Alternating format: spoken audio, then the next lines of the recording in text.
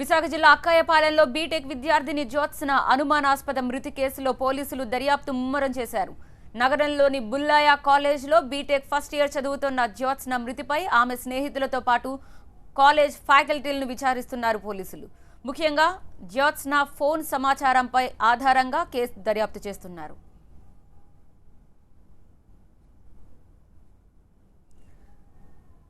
జ్యోత్స్న అనుమానాస్పద మృతి కేసులో కొత్త విషయాలు వెలుగులోకి వస్తున్నాయి. జ్యోత్స్న చనిపోయిన అపార్ట్మెంట్లో బీహార్కు చెందిన అంకుర్తో పాటు అతని స్నేహితుడు మరో లెక్చరర్ పవన్ ఉంటున్నట్లుగా పోలీసులు నిర్ధారించారు. అంకుర్ గదిలోకి జ్యోత్స్న రావడాన్ని గమనించే పవన్ బయటకు వెళ్లారన్న కోణంలో పోలీసులు కూపీలాగుతున్నారు. జ్యోత్స్న గతంలో 2 సార్లు ఆత్మహత్యా యత్నానికి పాల్పడినట్టుగా తెలుస్తోంది. ఈ విషయాన్ని అంకుర్ ఆమె తల్లిదండ్రుల దృష్టికి కూడా తీసుకెళ్లాడు.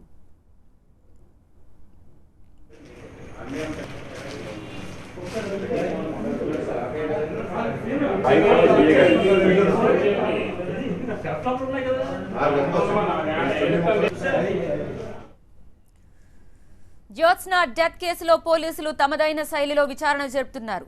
ప్రేమ వ్యవహారమే జ్యోత్స్న చావుకు కారణమని ప్రాథమిక నిర్ధారణలో తేల్చారు. అయితే జ్యోత్స్న ఆత్మహత్యకు ముందు ఎవరెవరితో మాట్లాడింది, ఆమె ఫోన్లో ఉన్న మెసేజ్లు, చాటింగ్కి సంబంధించిన వివరాలు సేకరించారు. జ్యోత్స్నది ఆత్మహత్య లేక హత్య అన్న కోణంలో కూడా విచారిస్తున్నారు.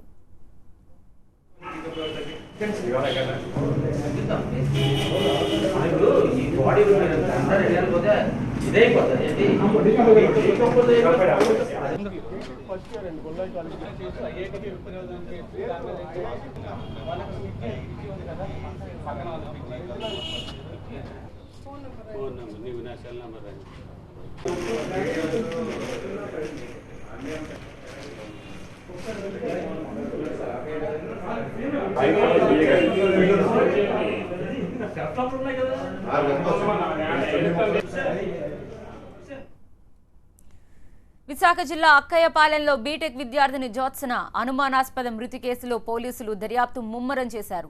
నగరంలోని బుల్లయ్య కాలేజ్లో బీటెక్ ఫస్ట్ ఇయర్ చదువుతున్న జ్యోత్స్న మృతిపై ఆమె స్నేహితులతో పాటు కాలేజ్ ఫ్యాకల్టీస్ ను కూడా విచారిస్తున్నారు. ముఖ్యంగా జ్యోత్స్న ఫోన్ సంభాషణ ఆధారంగా కేసు దర్యాప్తు చేస్తున్నారు.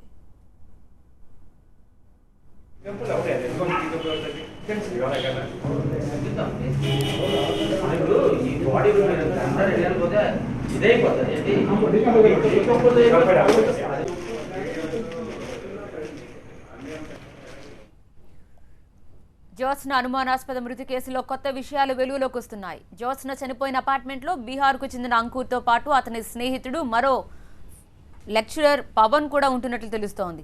అంకుర్ గదిలోకి జ్యోత్స్న రావడాన్ని గమనించే పవన్ బయటకు వెళ్లారన్న కోణంలో పోలీసులు కూపీలాగుతున్నారు. జ్యోత్స్న గతంలో 2 సార్లు ఆత్మహత్యా యత్నానికి పాల్పడినట్టు తెలుస్తోంది. ఈ విషయాన్ని అంకుర్ ఆమె తల్లిదండ్రుల దృష్టికి కూడా తీసుకువెళ్లాడు.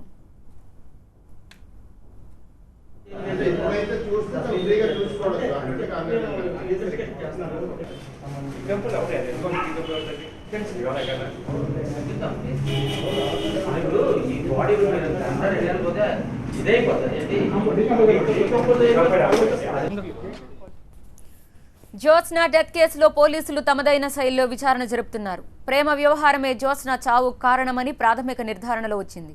అయితే జ్యోత్స్న ఆత్మహత్యకు ముందు ఎవరెవరితో మాట్లాడింది, ఆమె ఫోన్లో ఉన్న మెసేజ్లు, చాటింగ్ కు సంబంధించిన వివరాలు సేకరించారు. జ్యోత్స్నది ఆత్మహత్య లేక హత్య అన్న కోణంలో విచారిస్తున్నారు. జ్యోత్స్న తల్లిదండ్రులు మాత్రం తమ బిడ్డ ఆత్మహత్య చేసుకునేంత పిరికిది కాదని, అన్యాయంగా తమ బిడ్డను ఎవరో హతమార్చారంటూ అనుమానం వ్యక్తం చేస్తున్నారు. జ్యోత్స్న కుటుంబ సభ్యుల్ని ఏపీ మహిళా కమిషన్ చైర్పర్సన్ నన్నపనేని రాజకుమారి పరామర్శించారు. జ్యోత్స్న అనుమానాస్పద మృతిపై విచారణ కొనసాగుతోందన్నారు.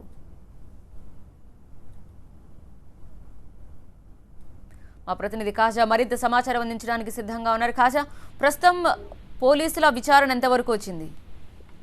ప్రధానంగా ఈ బీటెక్ విద్యార్థిని జ్యోత్స్న అనుమానాస్పద మృతి కేసులో పోలీసులు ఇన్వెస్టిగేషన్ కొనసాగుతుంది. మరోవైపు మహిళా కమిషన్ చైర్పర్సన్ నన్నపనేని రాజకుమారి జ్యోత్స్న కుటుంబ సభ్యుల వరకు వెళ్ళి అక్కడికి వెళ్లి కుటుంబ సభ్యులను పరామర్శించారు, పరిస్థితిపై ఆరా తీశారు. మరోవైపు పోలీసు అధికారులను ఎవరైతే ఇన్వెస్టిగేషన్ చేస్తూ ఉన్నారో ఈ జ్యోత్స్న అనుమానాస్పద మృతి కేసు ఆయా పోలీసు అధికారులను కూడా పిలిపించి పూర్తి వివరాలపై ఆరా తీశారు. ప్రధానంగా ఈ కేసులో చాలా వరకు అనుమానాలు వ్యక్తం అవుతున్నాయి. నన్నపనేని రాజకుమారి వెళ్ళినప్పుడు కూడా వాళ్ళ పేరెంట్స్ నుంచి కూడా అనేక అనుమానాలను నన్నపనేని ఎదుట వాళ్ళు వ్యక్తపరిచారు. ప్రధానంగా ఇంటి నుంచి బయలుదేరిన జ్యోత్స్న కాలేజ్ పైన బయలుదేరింది. అక్కడ నుంచి అంకుర్ ఉంటున్న ఫ్లాట్ లోకి ఎలా వెళ్ళిందన్న దానిపై ఇప్పటికి కూడా పోలీసులకు అంతుపట్టడం లేదు. ఒకవేళ అక్కడికి వెళ్ళినట్టయితే అంకుర్ చెప్తున్న విధంగా ఆ గది తాళం వేసి తాను జాబ్ కు వెళ్ళిపోయానని చెప్తున్నాడు. ఒకవేళ అంకుర్ జాబ్ కి తాళం వేసి వెళ్ళిపోతే ఆ గదిలోకి ఆమె ఎలా ప్రవేశించింది అనే కోణంలో కూడా ఇప్పుడు సస్పెన్స్ గా ఉంది. మరోవైపు ఆ అంకుర్ తో పాటు ఉన్న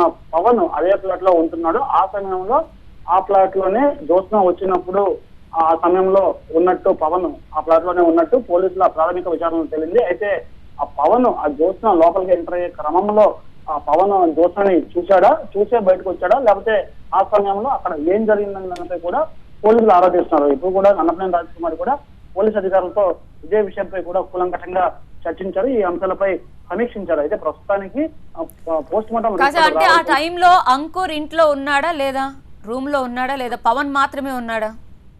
ఘటన జరిగినప్పుడు అంకుర్ ఫ్యాకల్టీగా తను ఎక్కడైతే క్లాసులు చెప్తున్నాడో అక్కడ ఆ పనిలో ఉన్నాడు, జాబ్ లో ఉన్నాడు. మరోవైపు పవన్ ఎవరైతే ఉన్నారో అంకుర్ సంబంధించిన స్నేహితుడు అదే ప్లాట్ లో ఉంటున్నాడో ఆ పవన్ మాత్రం జ్యోత్స్న ఆ ఘటన జరిగినప్పుడు అనుమానం చెందినప్పుడు పవన్ అదే ప్లాట్ లో ఉన్నట్టు పోలీసుల ప్రాథమిక విచారణలో తేలింది.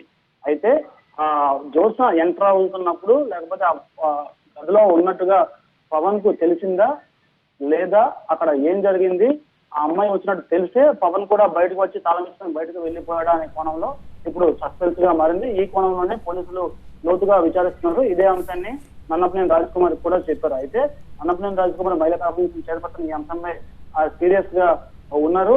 వెంటనే పోస్ట్ మార్టం రిపోర్ట్ తెప్పించి ఒకవేళ అది హత్యగానే జరిగితే దోషులను కఠినంగా శిక్షించాలి, లేకపోతే ఆత్మహత్య జరిగితే ఆ ప్రయోగించే అంశాలు ఏవైతే ఉన్నాయో దాని వెనుక ఎవరెవరైతే ఉన్నారో వాళ్ళపై కూడా చర్యలు తీసుకోవాలని అన్నపనేని రాజకుమారి ఆదేశించారు. ప్రస్తుతానికి ఆమె విశాఖలో పర్యటిస్తున్నారు. మరోవైపు ఏదైతే ఈ జ్యోత్స్న కేసుకు సంబంధించి పోలీసులు అన్ని కోణాలు దర్యాప్తు చేస్తున్నారు. జ్యోత్స్నకు సంబంధించిన సెల్ ఫోన్ ఏదైతే ఉందో దాన్ని ఫింగర్ ప్యాటర్న్ లాక్ అయి ఉండడంతో ఆ సెల్ ఫోన్ ను ఓపెన్ చేసే పనిలో పోలీసులు కూడా ఉన్నారు. దాన్ని కూడా ల్యాబ్ కి పంపిస్తున్నారు. దీంతో పాటు ఆ అమ్మాయి ఈ 15 రోజుల క్రమంలో తరచూ అంకుర్ గదికి వస్తూ వెళ్లేదని అపార్ట్మెంట్ అసోసియేషన్ నుంచి పోలీసులకు ఇన్ఫర్మేషన్ వచ్చింది. గతంలో కూడా 2 సార్లు జ్యోత్స్న ఆత్మహత్య యత్నానికి పాల్పడిందని పోలీసుల విచారణలో అంకుర్ కూడా చెప్పాడు. ఇదే విషయాన్ని జ్యోత్స్న తల్లిదండ్రులు కూడా చెప్పాను ఈ విషయంపై కూడా అని చెప్పేసి అంకుర్ పోలీసుల విచారణలో కూడా వెల్లడించాడు. అయితే తాజాగా ఈ అనుమానాస్పద మృతి ఎలా జరిగిందనే కోణంలో పోలీసులు అన్ని కోణాల్లో కూడా దర్యాప్తు చేస్తూ ఉన్నారు.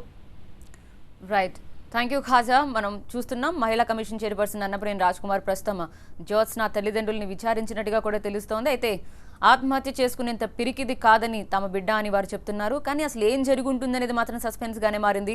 అంకుర్ చెప్తున్న వాదన ఒకలా ఉంది. వారికి పవన్ అక్కడి నుంచి లోపల నుంచి బయటకు వెళ్ళడం చూస్తుంటే అసలు ఏం జరిగింది అనేది మాత్రం ఇంకా మిస్టరీగానే మారింది. ప్రస్తుతం ఫోన్ సంభాషణ ఆధారంగా పోలీసులు ఈ కేసును విచారిస్తున్నట్టుగా తెలుస్తోంది.